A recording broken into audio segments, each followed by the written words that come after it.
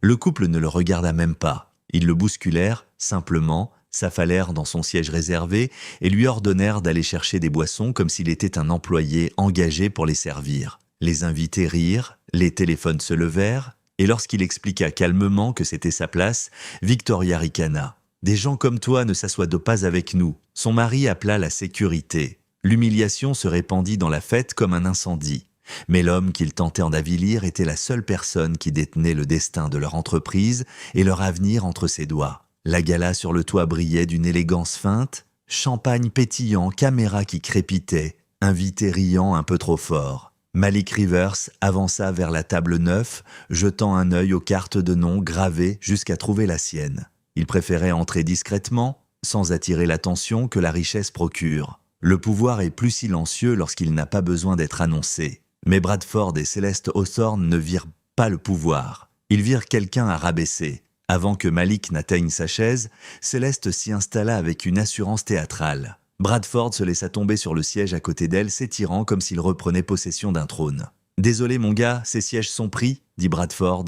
Malik regarda la carte devant elle, « C'est ma place ». Céleste sourit. « Relax, si tu fais partie du personnel, l'entrée du service traiteur est en bas. On n'a pas encore besoin de le boisson. » Quelques invités entendirent et gloussèrent. Quelqu'un chuchota « Il a dû se tromper de zone VIP ».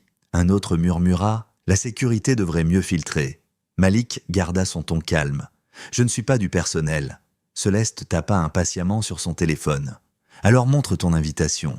Les invités de ce niveau n'apparaissent pas comme ça. Sinon, j'appelle la sécurité ». Bradford attrapa la carte de Malik sur la table et la jeta plus loin. Le rectangle mince glissa sur le marbre. « Ne fais pas semblant d'appartenir ici. Cette table est pleine. » La mâchoire de Malik se contracta, mais il resta stable. Il ramassa la carte rejetée et la reposa à sa place. Les sourcils de Céleste se levèrent.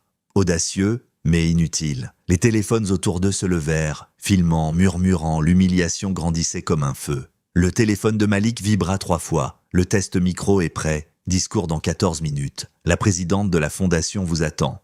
Il verrouilla l'écran. Bradford est là un agent. On a quelqu'un en zone restreinte. Occupez-vous de ça. Le garde s'approcha prudemment. Monsieur, j'ai besoin de voir vos identifiants. Céleste sourit, triomphante. Il n'en aura aucun. Malik tendit son invitation embossée. Bradford la lui arracha. Il l'a probablement volée. Ça arrive tout le temps. Le garde hésita. Monsieur Hawthorne, ceci, sortez-le, coupa Bradford. Céleste ajouta, et qu'il soit banni des prochains événements. On ne tolère pas ceux qui prétendent être des invités. Plusieurs invités hochèrent de la tête. Malik expira lentement. Vos suppositions sont ambitieuses. Céleste ricana. La réalité, c'est la réalité. Tu n'as pas ta place ici. Les téléphones continuèrent de filmer. Une table à l'autre bout de la terrasse lança un direct. Malik vérifia l'heure. 11 minutes avant le discours. Très bien, dit-il doucement. Céleste applaudit légèrement. Enfin, il comprend sa place. Mais le départ de Malik n'était pas une défaite, c'était une mise en scène. Il s'éloigna calmement, laissant leur confiance se gonfler juste assez pour éclater. Plus tard, les Hawthorne s'installèrent dans les sièges volés, rayonnant d'importance. « Ces grimpeurs sociaux, » murmura Céleste, toujours en train de dépasser les limites. « Tout le monde ici sait qui compte », ajouta Bradford. Ils ne remarquèrent pas le changement subtil dans la pièce. Les conversations s'adoucirent, l'orchestre s'arrêta en plein morceau, la directrice de l'événement monta sur scène. « Mesdames et messieurs, » annonça-t-elle, « veuillez accueillir le principal sponsor de la gala et notre orateur principal, Monsieur Malik Rivers. » La terrasse entière explosa. Les chaises raclèrent, des exclamations fusèrent, les téléphones se levèrent aussitôt. Les Hawthorne se figèrent, l'horreur envahissant leurs visages. La main de Céleste trembla autour de son verre, Bradford sembla perdre pied. Malik marcha vers le podium avec une autorité calme, celle qui s'acquiert, non celle qu'on imite. « À ceux qui filment, commença Malik.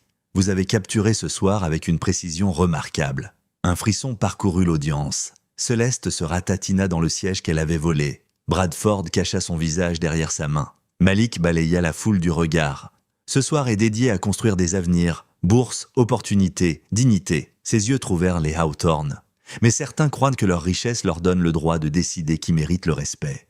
Un murmure parcourut la terrasse. Il leva sa carte de nom rejetée. Il y a quelques instants, un couple a pris ma place, pas par erreur, mais intentionnellement. Ils pensaient que je n'avais rien à faire parmi vous. Bradford souffla. « S'il vous plaît, pas ici. » Malik continua. Ironiquement, la chaise où ils se sont assis appartenait à l'investisseur que leur entreprise poursuit depuis 8 mois. L'explosion de choc fut immédiate. La main de Céleste couvrit sa bouche, le visage de Bradford se vida de toutes couleurs. La directrice de l'événement devint livide. Les invités s'écartèrent du couple.